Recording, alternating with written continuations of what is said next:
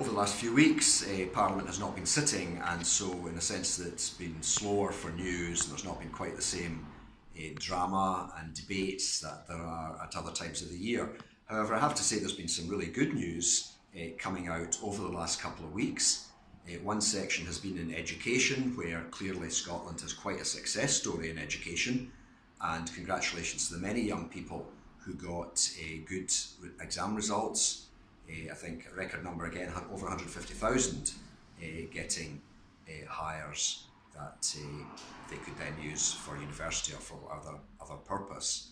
And on top of that, the number going in, especially from poorer areas to university, getting places has been high as well. So that's really good news. Now that is not to say that, of course, some young people have been disappointed by the results, but I'm a strong believer that there is a right place for everyone to be.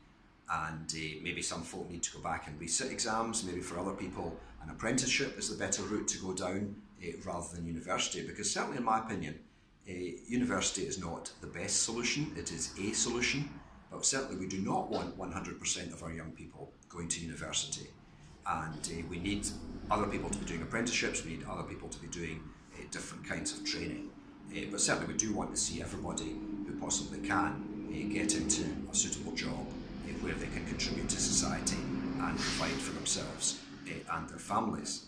Now, another piece of good news was on the railways, that the ScotRail achievements of the number of trains running on time has been extremely high, and better, I think, than almost any company down south in England.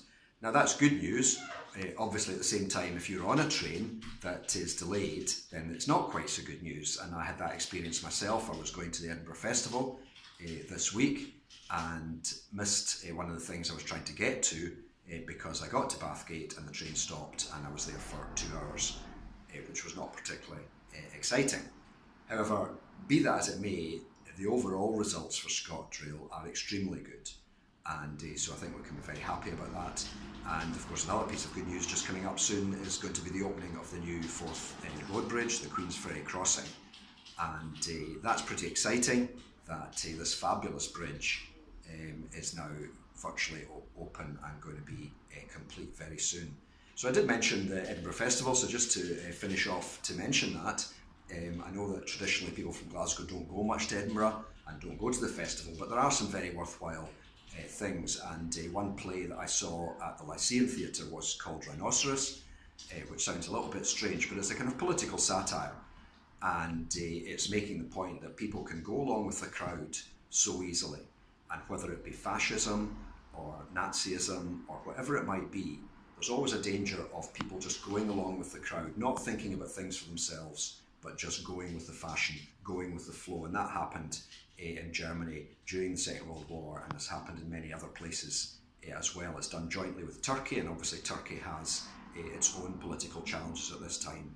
So I would just say there's some very worthwhile things, thought-provoking things, entertaining things on at the festival, and if people do have the chance to go, it's really worthwhile.